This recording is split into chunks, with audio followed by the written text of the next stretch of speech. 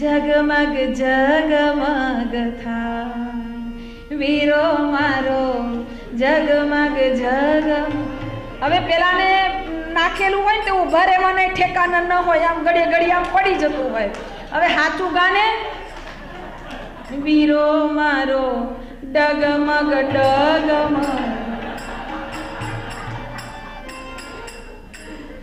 જેવું છે એવું ગા બાપા. પછી બેનો ગાય લાલ મોટર આવી ગુલાબી ગજરા લાવી મારા ભાભી સાસરીએ લીલા લેર છે. આ લીલા લેર છે નહીં, આ આને ઉભા રહેવાના ઠેકાના નથી. તું આવતો ખરી, સાચું ગા બાપા.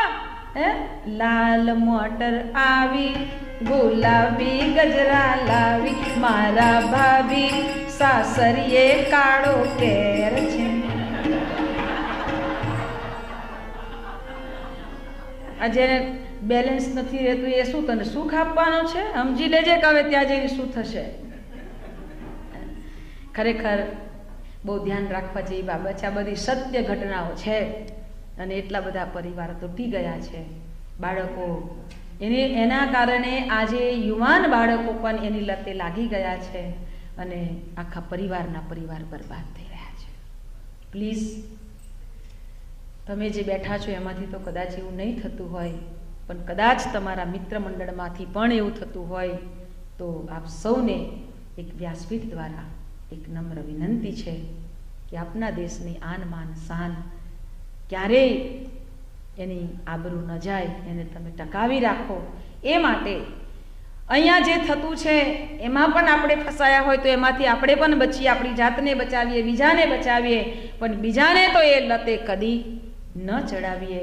તમે બોલાવો મિત્રોને આપના ઘરે, જે સારું સારું હોય આપનું જે ભોજન છે એને કરાવો, એને સરસ મજાનું. આપણી પાસે કેટલી જાતની વાનગીઓ ભગવાને આપણા માટે કેટલું બધું બનાવ્યું. અને જે વસ્તુ ભારતમાં પાકે છે ને એ બધી વસ્તુ અહીંયા નથી થતી.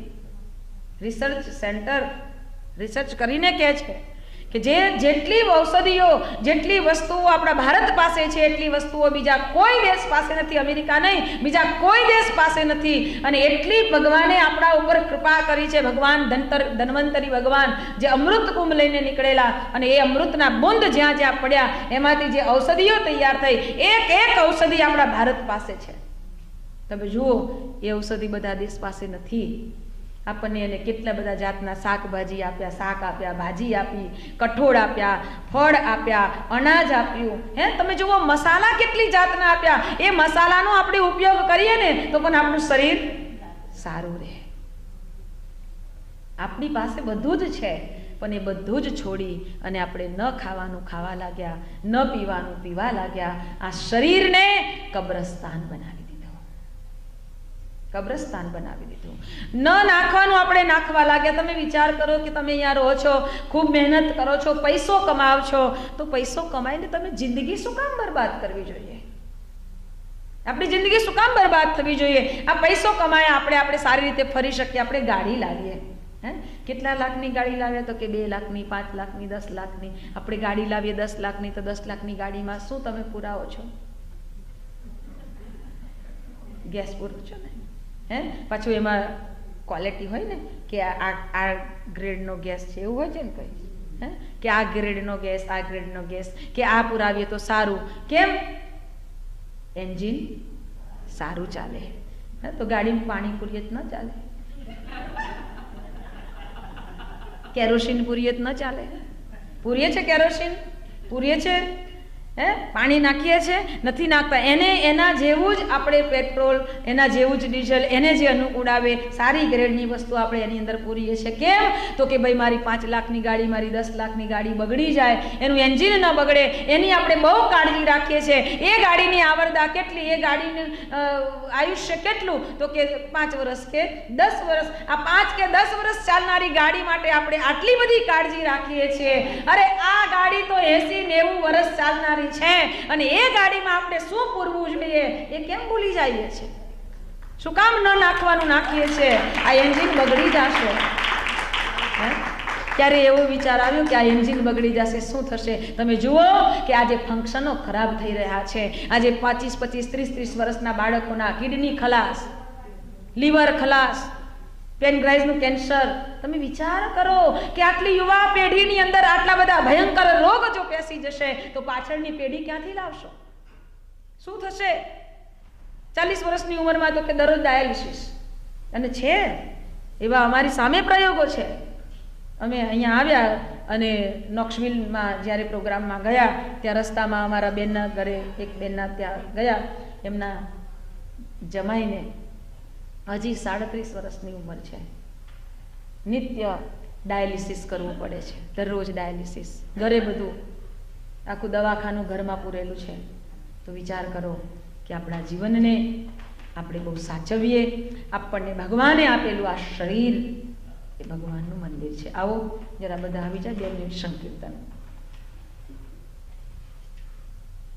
કૃષ્ણ ગોવિંદ ગોવિંદ ગોપાલ નંદલાલ, રાધે ગોવિંદ ગોવિંદ ગોપાલ નંદલાલ. કૃષ્ણ ગોવિંદ ગોવિંદ ગોપાલ નંદલાલ, રાધે ગોવિંદ ગોવિંદ ગોપાલ નંદલાલ. કૃષ્ણ ગોવિંદ ગોવિંદ ગોપાલ નંદલાલ, રાધે ગોવિંદ ગોવિંદ ગોપાલ નંદલાલ. કૃષ્ણ ગોવિંદ ગોવિંદ ગોપાલ નંદલાલ, રાધે ગોવિંદ ગોપાલ નંદલાલ.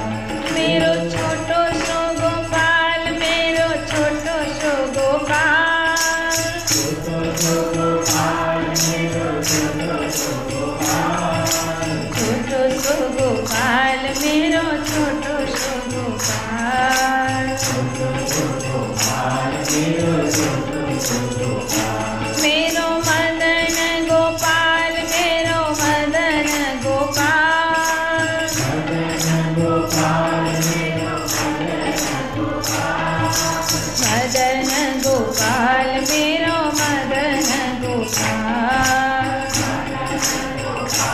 મેરો મદન ગોપાલ. કૃષ્ણ ગોવિંદ ગોવિંદ ગોપાલ નંદલાલ, રાધે ગોવિંદ ગોવિંદ ગોપાલ નંદલાલ. કૃષ્ણ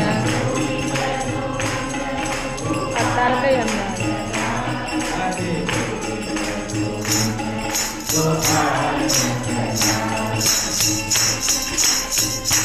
ભાવશે.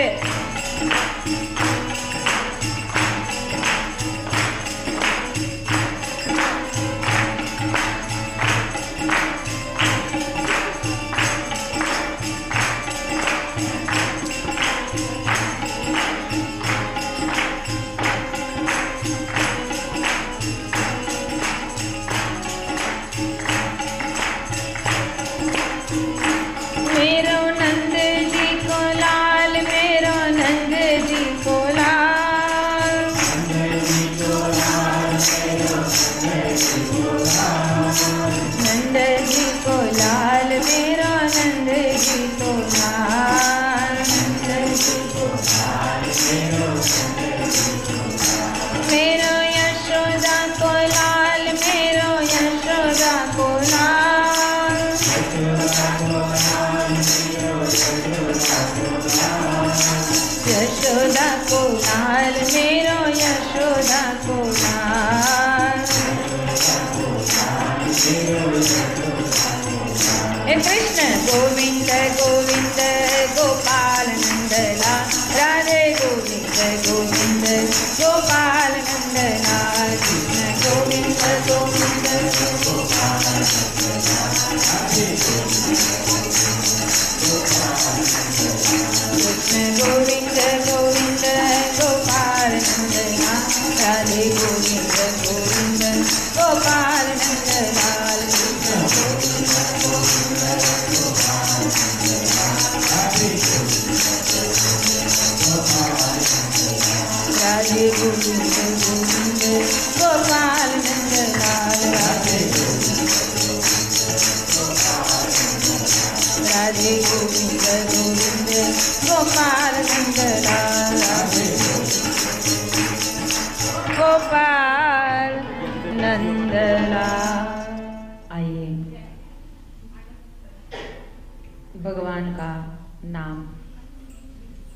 अत्यंत श्रेष्ठ है, पवित्र है। नारायण का स्मरण अजामिल कर रहा है। प्रभु हमारे जीवन में सबसे पहले उनका नाम स्मरण करते करते हम उनका आवाहन करते हैं। जब नाम स्मरण में श्रद्धा जग जाती है तब धीरे धीरे उनके प्रति तड़पन बढ़ती जाती है। अजामिल अपने पुत्र को पुकारता था, बेटा नारायण, बेटा नारायण, बेटा नारायण, और अजामिल का समय पूरा हुआ। यमदूत आए थे अजामिल को लेने के लिए, क्योंकि उनका जीवन ही पूरा बुराइयों से भरा हुआ था। लेकिन जैसे यमदूत अजामिल के पास आए, अजामिल के मुंह से नारायण नारायण नारायण का नाम निकल रहा था। दूत वापिस गए हैं, वैकुंठ से भगवान के पार्षद आए और अजामिल को वैकुंठ ले गए। अजामिल वैकुंठ तो गया, लेकिन अजामिल कहने लगा कि प्रभु मैंने तो बहुत सारे पाप किए हैं, आपकी भूल हो रही है, मेरा स्थान यहाँ नहीं होना चाहिए, मैं तो नरकवासी हूँ, मैंने बहुत गलतियाँ की हैं। तब भगवान ने कहा कि की होगी, लेकिन अंतिम क्षण में तूने भगवान को पुकारा है, अंतिम क्षण में भगवान का स्मरण किया है, इसलिए तुझे ये दिव्य धाम प्राप्त हुआ है। तो प्रभु आपकी भूल है, मैंने आपको नहीं पुकारा है। कितना गलत काम करने वाला था, लेकिन फिर भी वो सत्य बोल रहा है। भगवान के सामने कभी पर्दा नहीं रहता है, भगवान के साथ छल नहीं हो सकती है। वो भगवान को कह रहा है कि प्रभु मैं आपको नहीं पुकारता था, तो मेरे बालक का नाम था नारायण, मैं तो मेरे बेटे को पुकारता था। अरे तेरे बेटे को पुकारता हो, तेरी बेटी को पुकारता हो, लेकिन तूने नाम भगवान का लिया है। इसलिए अंत समय में जो भी भगवान का स्मरण करता है वो भगवान को ही पाता है। भागवत ने हमें कई बार ऐसे प्रसंगों को याद करते करते दिखाया है कि अंत समय हमारा सुधर जाए, अंत समय में हम प्रभु का ही स्मरण करें तो हमारा जन्म सार्थक हो जाएगा। भगवान का स्मरण भाव से करते हैं तो उसका लाभ हमें और ज्यादा मिलता है। कहा गया है कि प्रभु हमारे हर पल हर क्षण मदद करते हैं, लेकिन भगवान को हम भाव से पुकारे तो। कोई कहता है कि कैसे भगवान आता है? कोई कहता है कि भगवान आता ही नहीं, भगवान कहता है अरे आता हूं, लेकिन मीरा की तरह कोई पुकारने वाला ही नहीं। कोई कहता है कि भगवान खाता ही नहीं, अरे खाता हूं, लेकिन शबरी की तरह कोई खिलाने वाला ही नहीं। 56 भोग तो लगाते हैं, लेकिन देखते हैं कि अब कब वो पूरी हो जाए विधि और कब हमें कटोरा भर के प्रसाद। भगवान जिस दिन से खाने का शुरू कर देगा ना, तब कोई प्रसाद ही नहीं लेकर आएंगे, वो तो सब खा जाता है? भगवान कहता है अरे खाता हूं, लेकिन शबरी की तरह कोई खिलाने वाला ही नहीं। भगवान कोई कहता है कि भगवान रोता ही नहीं, भगवान कहता है रोता हूं, लेकिन बुढ़ाना की तरह कोई रुलाने वाला ही नहीं। कोई कहता है कि भगवान मदद करता ही नहीं, अरे करता हूं, लेकिन द्रौपदी की तरह मुझे कोई पुकार के मेरे लिए कुछ देने वाले ही नहीं है, मैं कैसे उसकी मदद करूं? अरे एक बार भगवान को कुछ दे तो दो। भगवान कभी किसी का ऋणी रहना नहीं चाहता है, वो अपना जो कुछ है उसका तिनका भी चुका देता है। इसका सत्य उदाहरण भागवत भगवान ने हमें दिया है। हमें याद है जब सभा भरी थी और उसमें 5 पांडव जब अपनी द्रौपदी को हार गए, तब दुर्योधन दुशासन ने जाकर द्रौपदी को भरी सभा में लेकर आए थे, और द्रौपदी का जब चीरहरण हो रहा था, हमें मालूम है द्रौपदी रो रही थी, रोती 5 पांडव जिनके पति थे, वो द्रौपदी कोई साधारण स्त्री नहीं थी, वो सती थी। सती कहा गया है, वो भगवान यज्ञ की पुत्री थी, अग्नि की पुत्री थी, इसलिए वो इतना उसका प्रभाव था, वो कौरवों को नहीं मालूम था। वो रोती रोती द्रौपदी धृतराष्ट्र के पास गई। धृतराष्ट्र तो वैसे ही अंधा था, है? वो धृतराष्ट्र की तो आंखें नहीं थी इसलिए अंधा था, लेकिन इस संसार में ऐसे कई धृतराष्ट्र हैं, आंखें हैं फिर भी अंधे होकर बैठे हैं, कई ऐसे धृतराष्ट्र हैं। वो मोह नहीं छूटता। धृतराष्ट्र कुछ नहीं बोले, पितामह पास गई, पितामह भी कुछ नहीं बोल पाए। पितामह को जब द्रौपदी ने कहा कि पितामह आप चुप क्यों बैठे हैं, तब पितामह ने कहा था कि बेटा मैं क्या करूं, मैं इसलिए नहीं बोल सकता हूं क्योंकि इस घर का अन्न, इस दुष्टों का अन्न मेरे पेट में पड़ा है, इसलिए ध्यान रखे। भागवत भगवान कहता है कि कभी भी किसी के घर का खाना भी नहीं चाहिए, ऐसे वैसे घरों का खाना भी नहीं खाना चाहिए। अगर हम खाते हैं तो भी पहले 3 बार गायत्री मंत्र बोले, भाव से भगवान को स्मरण करें और अहम वैश्वानरो भूत्वा प्राणीनां देहिमाश्रितः प्राणपान समायुक्ता पचाम्यन्नं चतुर्विधम्। हे यज्ञदेव, आप हमारे भीतर में बैठे हैं, हम आपको आहुतियां दे रहे हैं, उनको आप पचा देना। भगवान को हम आहुति देते हैं, इस भाव से हम भोजन करेंगे तो वो भोजन भी हल्का हो जाएगा और पच जाएगा। अन्न से प्रभाव मन पर पड़ता है, जैसा खाए अन्न वैसा बने मन। परम पूज्य गुरुदेव ने अन्नप्राशन संस्कार की विधि बताई है। बच्चों के लिए जब बड़े होते हैं, बालक जब 6 महीने का हो जाता है तब उसको अन्नप्राशन संस्कार किया जाता है।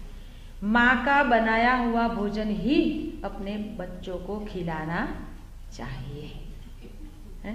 हम तो 6 महीने का बच्चा हो गया, अरे वो डब्बा ले आओ, उसमें इतने विटामिन हैं, वो वाला ले आना, उसमें इतने विटामिन हैं, वो वाला ले आना, उसमें इतना विटामिन है, और ये डब्बे डब्बे डब्बे खिला के और बच्चों को क्या बनाना चाहती है? डब्बा ही बनेगा ना फिर। सोचना, कभी भी ऐसा अभक्ष और अपवित्र भोजन अपने बालकों को मत खिलाओ। माँ इतनी आलसू मत बन जाना कि बच्चों को, समय कैसा था, हम भारत से आए हैं, हमको मालूम है, सुबह में भी माँ गरम गरम रोटी बनाती थी और बच्चों को खिलाती थी, शाम को माँ रोटी गरम गरम बनाती थी, बच्चों को खिलाती थी। और आज પેલી કઈ બ્રેડ, ગાર્લિક બ્રેડ, પછી બર્ગર કરે ગડબડ, પછી જે થવાની હોય એ કેટલી જાત જાતના, ને આટલું મોટું હોય આ મોઢું ના પોડું થાય એવું, આટલું મોટું મોઢું પોરું કરીને આમ બચકું ભરે, પેલું મગર ખાતો હોય ને આવી રીતે એને ખાવું પડે, અને એ ડૂચા મારી મારીને આ બન અને બ્રેડ ને આ બધી આ ચીજો આપણા આંતરડા ન પચાવી શકે બહેનો ભાઈઓ, અને એટલા માટે પછી એ બધા જાત જાતના રોગ થાય। સૌથી ભલું આપણું ભારતનું ભોજન, સૌથી ભલું આપણું ભારતનું ભોજન, એ ભોજન કરીએ તો સરળતાથી આપણું જીવન રહે, કોઈ તકલીફ થાય નહીં। बतायू पितामह कह रहे हैं कि जो जिसका अन्न खाया है उसके लिए मैं अब आज कुछ नहीं बोल सकता हूँ। 5 पतियों के पास गई, फिर भी कोई कुछ नहीं कर सका। तब द्रौपदी को लगा कि 5 पति होने के बजाय भी, मेरे इतने वडील गण होने के बजाय भी मेरी कोई सहायता नहीं कर सकते हैं।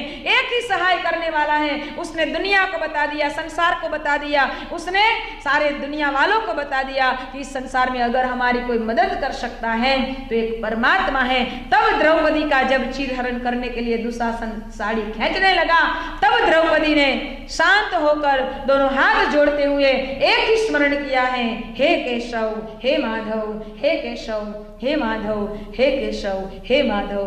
बस जैसे स्मरण किया, भगवान कृष्ण ने अपने सेवक को बुलाया, अरे मेरी बहना मुझे बुला रही है, बता उसका खाता खोल, कुछ जमा है कि नहीं है। भगवान भी देख रहे हैं कि उसके खाते में कुछ है कि नहीं है। अरे आपणे बैंक मांथी लोन लेवी होय ने तो पण आपणे थोड़ू भरवू पड़े छे ने, हैं डाउन पेमेंट थोड़ा तमे जमा कराવો भाई પછી લો, એમને એમ કોઈ આપતું નથી। બેંક વાળો કઈ આપણો બાપ નથી કે અરે બાપ હોય ને કદાચ નોકરી કરતો હોય ને અંદર સર્વિસ કરતો હોય ને તો પણ આપણને આપે આનો રૂલ્સ છે ભાઈ, તારે આટલું ભરવું જ પડે તો જ તને મળે, નહીં તો મળે નહીં, એમ કુદરતનો નિયમ છે। भगवान के घर देर है अंधेर नहीं है। भगवान भी कहता है मेरे तेरे खाते में कुछ रख फिर मैं दूंगा, एक बार रख तो सही फिर मैं देख कितना देता हूं। सेवक को कहा भगवान ने कि बता उसके खाते में कुछ जमा है। तब उसके सेवक ने कहा कि प्रभु जब आप वो गन्ना खा रहे थे तब आपकी उंगली में चाकू लग गई, उसी समय अष्टपटरानियां थी, फिर भी वो कोई वो कपास लेने गई, कोई ये लेने गई, कोई वो लेने गई, लेकिन द्रौपदी ने अपने साड़ी को चीर के उसने अपने हाथ पर पट्टी लगाई थी।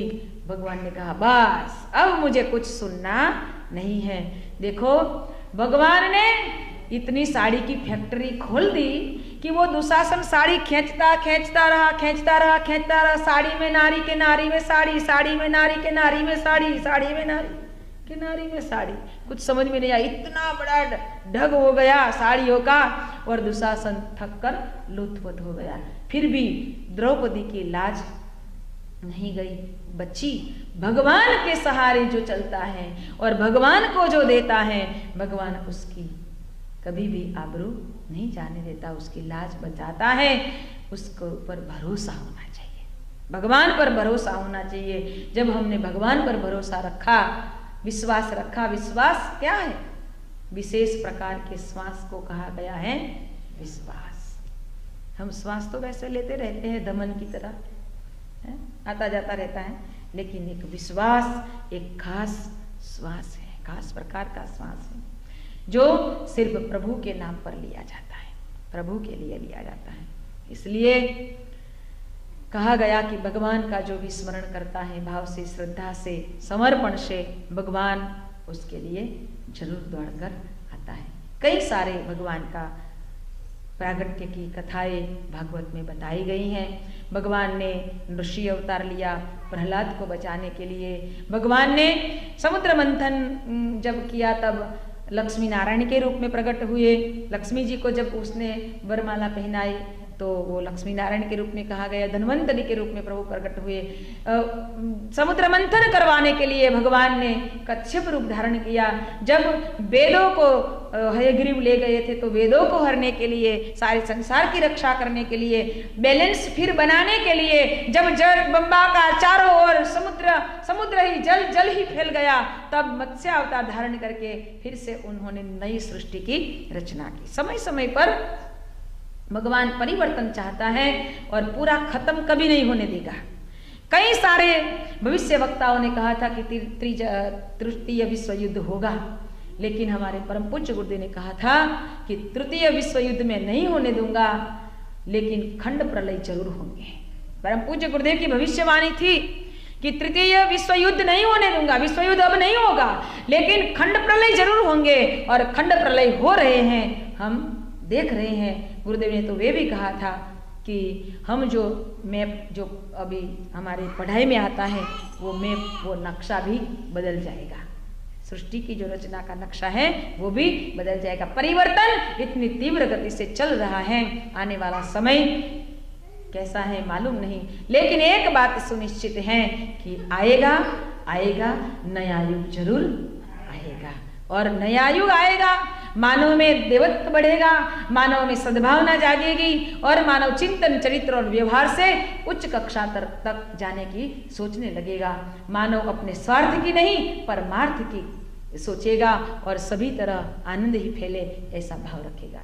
लेकिन फिर भी प्रभु आते रहे हैं, क्यों?